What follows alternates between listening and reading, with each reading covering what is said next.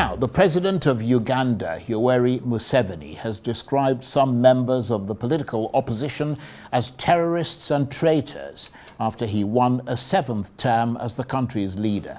The Ugandan electoral authorities reported that more than 70% of the vote was in favor of the veteran 81-year-old leader, and he's now extending his 40-year rule. The opposition leader, Bobi Wine, who counts on the support of many of Uganda's people, condemned what he called fake results and ballot stuffing. Well, for his reaction and assessment of that vote in Uganda, I'm joined now in the studio by Professor Tunde Esan, Professor of International Relations with a focus on the history of African elections and democratic developments on the continent. Prof, good to see you again. It's good to see you, Charles. Thank you very much indeed for coming in. So, Yoweri Museveni has secured a 7th term in office with 71% of the vote, according to the Electoral Commission. How do you assess his victory? Interesting. Well, nobody, will have thought otherwise. Everybody could have guessed the outcome of the election. But for many of us, it's a sober moment that a man who came to power on the wave of, popularity, revolutionary traits and movements can now be there. From 1986, on January 29th, it will be exactly 40 years. Not only that, perpetuating himself, understand, and making sure that the opposition and all the other factors that might not be in his favor to perpetuate his rule is condemned and removed. That is quite sobering, and it is not interesting for many of us. Indeed. What does that say to you? Because, you are a professor of democratic developments on the that's one of the many caps you wear. You assess democratic developments on the continent. How would you assess this one in that regard? Let me quote the Observer Committee and Mission set up by AU, headed by former President of Nigeria, Goodluck Jonathan. They talked about intimidation, you understand? They talk about disinformation, and they talk about constraint and restriction of access, understand, information to information by the team and some other factors. So in other words, they did not and they could not actually say, look, this is a free and fair election. That's the assessment. And when you look at it, it is not just something that all Africans should ordinarily overlook, but it's becoming a tendency among many of the African, leaders and some African countries. Remember, there is Paul Biya in Cameroon, Sassou Nguesso in Congo Brazzaville, who has been there for decades. This is just another one. The tendency is there, but we need to take a closer look and see what we can do about it.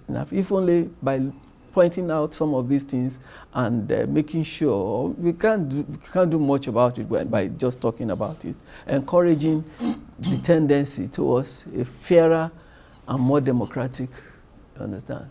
So basically your considered assessment is that the elections didn't go well in terms of them being free and fair, because in support of what you're saying, as you mentioned, the observers, but there were also many reports that things were very tense in Uganda as that vote took place.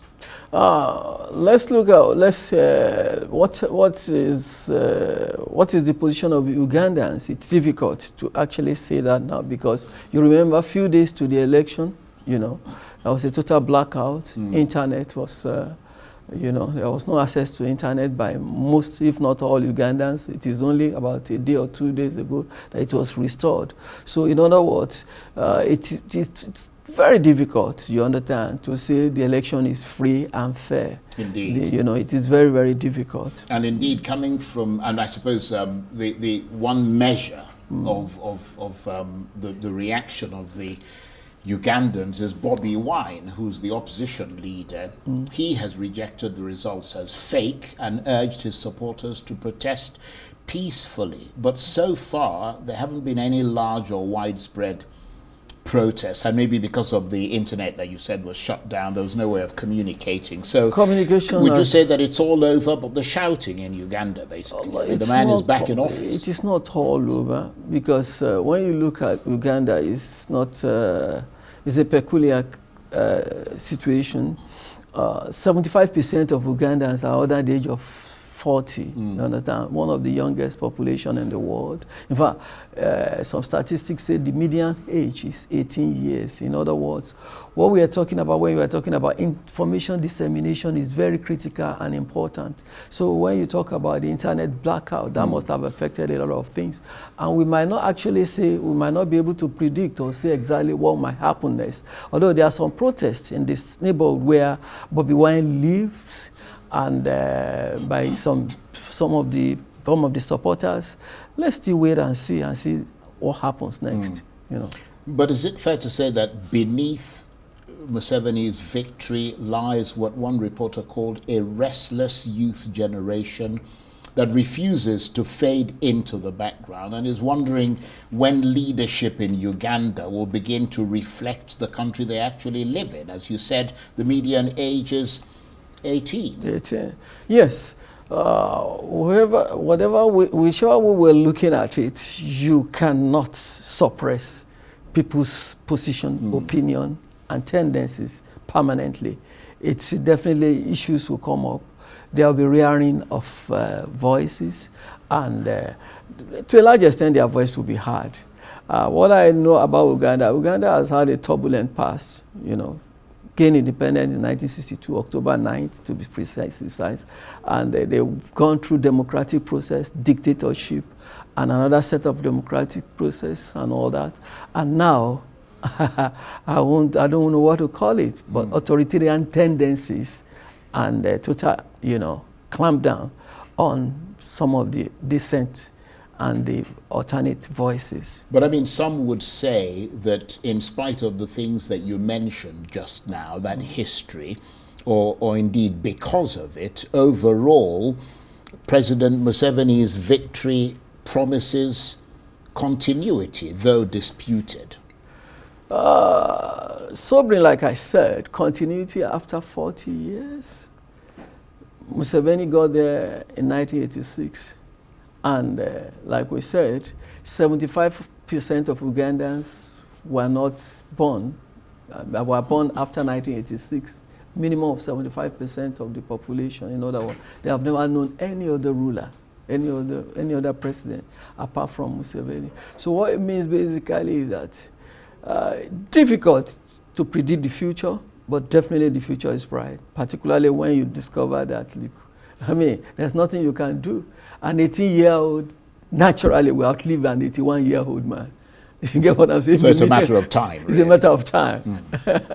On that note, I want to thank you very much indeed, Prof. It's always a pleasure to have you here. Professor Tunde Esan is a professor of international relations with a focus on the history of African elections and democratic developments on the continent. Thank you very much indeed. Thank you, Charles.